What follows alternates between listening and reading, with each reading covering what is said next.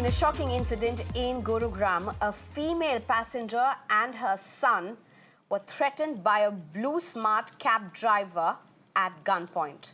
The woman was forced to transfer 55,000 rupees while a gun was pointed at her.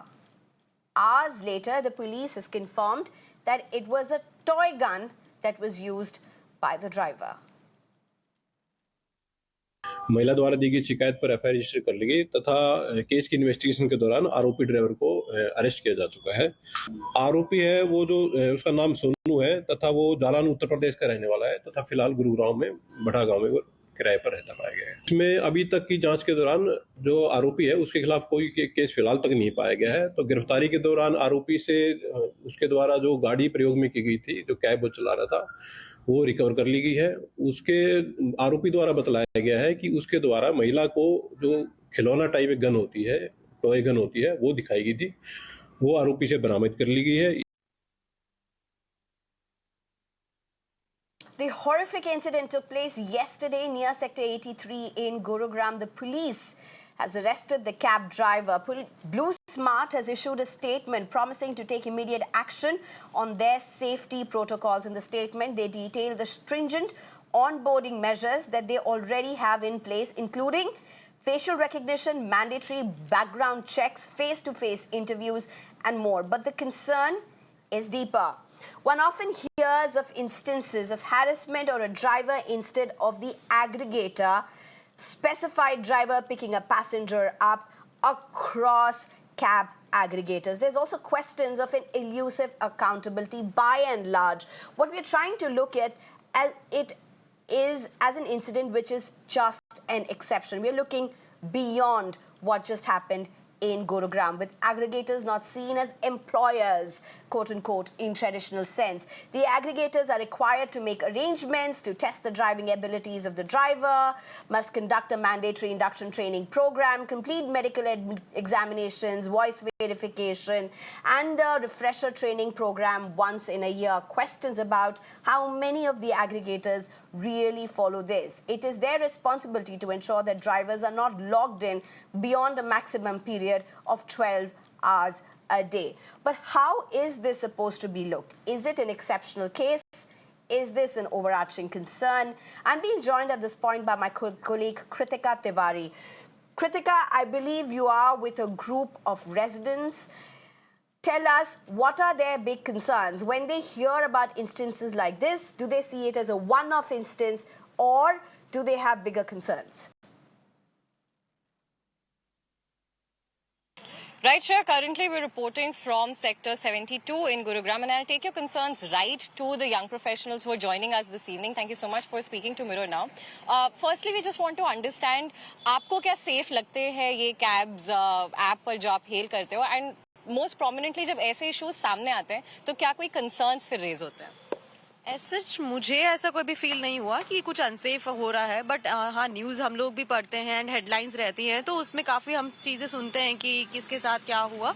But for me it's safe because अगर कभी unsafe लगता है at that time मैं अपनी location किसी भी family members या फ्रेंड्स के साथ शेयर कर देती हूँ. एंड समटाइम ऐसा होता है कि जब कैब ड्राइवर्स को लोकेशंस शॉर्टकट्स पता होते हैं तब उस टाइम पे वो दूसरे एरियाज से लेके जाते हैं, वहाँ पे थोड़ा सा कंसर्न रहता है. बट ओवरऑल मेरे लिए सेफ है. एज सच मुझे कोई इशू नहीं हुआ है आज तक. तो for me cab service is safe because हम लोग को जरूरत होती है कैब सर्विसेज की. So they're also pointing out how it is an essential now that hailing an auto or a running taxi is not also available. Ma'am आप बताइए, आपके साथ ऐसा कुछ हुआ और do you also have similar concerns? No मेरे साथ भी ऐसा कुछ नहीं हुआ लेटली. इट्स जस्ट कि बहुत सारे न्यूज़ सामने आती है और हमें पता चलता है कि ऐसा होता है. बट पर्सनली मेरे साथ ऐसा कुछ जब ये सब न्यूज़ आता है, do you feel that you also need to take some extra precaution? Are you more than cautious? Yes. So my family members used to suggest me कि सबसे पहले कैब का नंबर चेक करना चाहिए हमें. जो कैब समटाइम्स इट हैपेंस कि cab का नंबर अलग है और जो कैब आ रही है वो डिफरेंट है. So we have to double check it. उसके बाद हम अगर कैब में बैठ जाते हैं तो we have to share the location to our family members और a nearby friend so that they can help us कि कभी भी हमें उनकी जरूरत पड़े. तो that's and we are also trying to understand, जैसे ये एक इंसिडेंट हुआ है, इसमें ड्राइवर को तो अरेस्ट किया गया है, पर ऐप पर जो जिस ऐप के थ्रू ये कैब बुक करी गई थी उन पर कोई एक्शन नहीं लिया गया.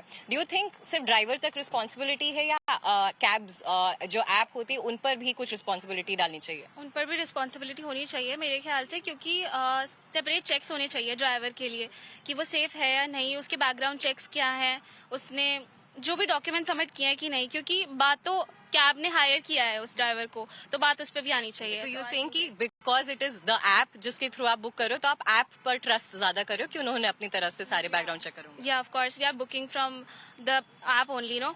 तो हमें उसके लिए भी उसको रिस्पॉन्सिबल ठहराना चाहिए, क्योंकि बुक तो हम कैब ऐप से ही कर रहे हैं और उन्होंने हायर किया वो ड्राइवर, तो मुझे लगता है कि उसको भी रिस्पॉन्सिबल ठहराना चाहिए. Ma'am, do you prefer cabs apps के थ्रू कैब्स बुक करना, और डू यू थिंक कि flying autos are generally safer?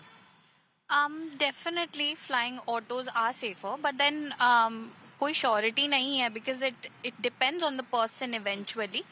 But like my colleague said कि apps are not responsible enough. There have been times wherein हम अगर कोई concern raise करते भी हैं तो कर नहीं पाते, because there is not direct contact in many applications. Like we came to know about this Blue Smart incident.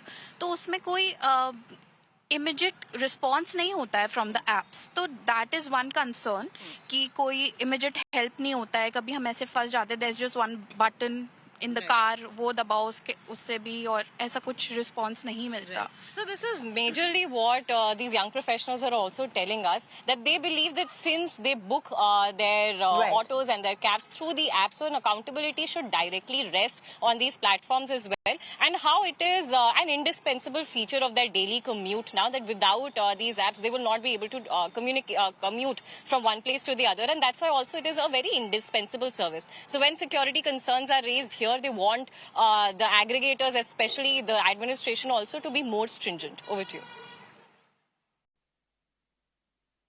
Kritika, thank you very much for bringing us those very important voices. Let me introduce my panel at this point. I'm being joined by Nirmal Kaur, former senior IPS officer, N. Ashok Kumar, president for Ola Uber Drivers and Owners Association, Bengaluru, as well as Astha Manha, who's a student. Thank you very much, all three of you, for joining us.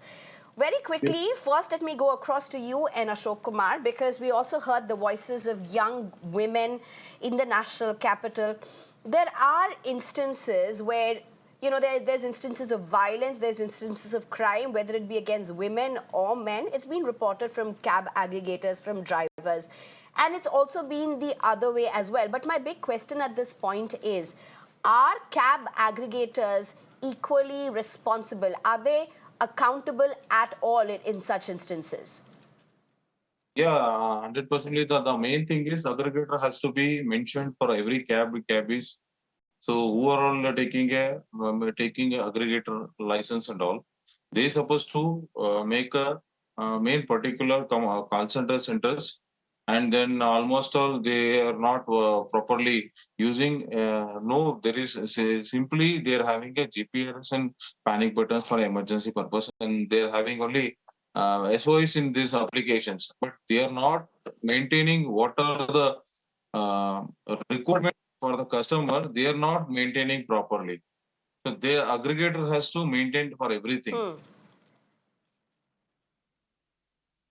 Okay. And then all right, particularly, all right, important points. But Astha Manha, if I can come to you, Astha Manha, I mean, as a person who travels, who uses cabs, if you go by auto, it's unsafe. If you go by cabs, it's unsafe. If you go by two-wheelers, it's unsafe. If you walk on the roads, it's unsafe. Some may say it's just an unsafe space.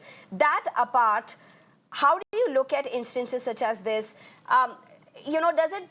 Many would argue that aggregators such as these have actually helped women gain much larger freedom. They're able to move out and move in safely. But when you hear such instances, how does your family, how do you react?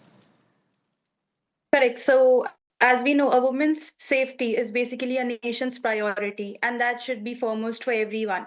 But in cases like this, when these kind of cases happen, every woman, whether she's a housewife or a person like me going out taking these services regularly, would be scared, would be afraid. And due to which we continuously have a instinct that we are not safe.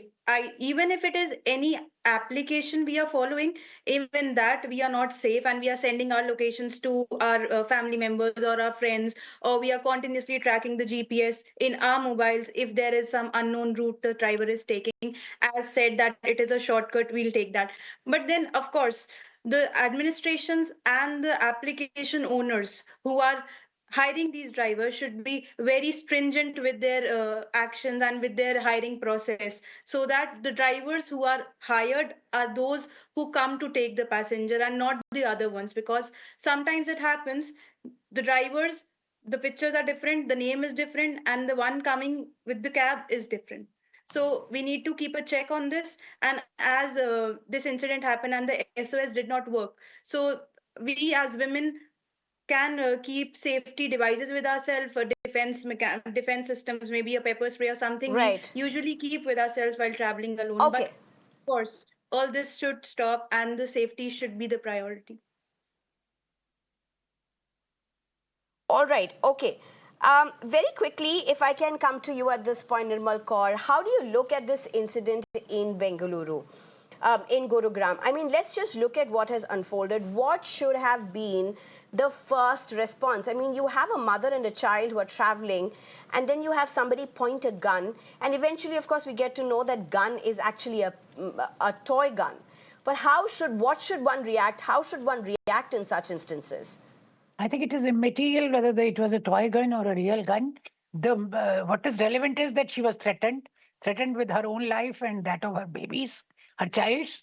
And our public spaces, our public transport, everything public is designed only for men. Gender doesn't form a part of our planning, whether the public transport planning or the, road maps or the any urban planning, or for that matter, any planning. Our public spaces are only meant for men. So, now we have to become gender aware and, whether in our public transport or in our, wherever it is, we have to factor in gender. According to this police data, every 51 minutes, a woman is assaulted or harassed in public transport, in public spaces. So that is a very staggering kind of horrible data. It is happening, and this is just tip of the iceberg. So many cases go unreported. I would say, with personal experience, that for every reported case, there are at least 20 or 30 unreported cases. That's a very, very conservative estimate. People don't report. They want to carry on with their lives. They don't want to get into the hassles of getting into the police kind of, I mean, this ecosystem which harasses the victim more than the perpetrator. Now, this kind of deadpan face, the way the cop is saying it was a toy gun. Okay. How does it matter whether it's a toy gun or not? What is of importance is that. So what should they have done? Could they have done anything is what I'm asking. And Ashok Kumar, if I can come in, because you also, you associate yourself with so many aggregators. My question one is, in a situation like this, where it is threatening and the driver himself is a threatening in the, is the perpetrator in this particular case, what should a passenger do? Can the passenger do anything? There may be panic buttons, but do the panic buttons work in most of these aggregators? No, it is not. Particularly, it's not working.